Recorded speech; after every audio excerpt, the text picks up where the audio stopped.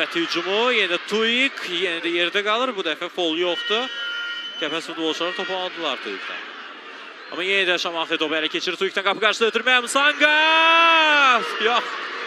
Qapıdan yan keçdi. Zərbə indirməyə imkan tapmadı. Musanga burada topu ram etdi. Ram etməyə çalışdı. Topun ayağını da elə meydandan çıxdı.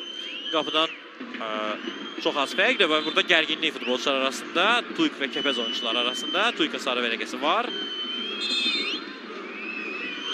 Digər Şamaxı futbolçuları da məsələyə qarışdılar.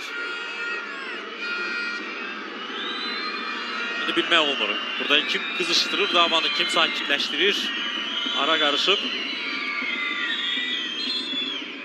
Hər şey qaydası artıq emosiyalar sakitləşdi və Cavid Cəlilov indi əsas səbəbkarları yanına çağırır. Günahkarları, gərginliyin günahkarlarını. Və vərəqələr Rauf Rüstəmli və Diogo Verdaskaya göstərilir. İkisi də iki Şamaxı futbolçusu sarı vərəqə almışdı. Konate və Tuik, indi isə Rüstəmli qoşuldu onlara.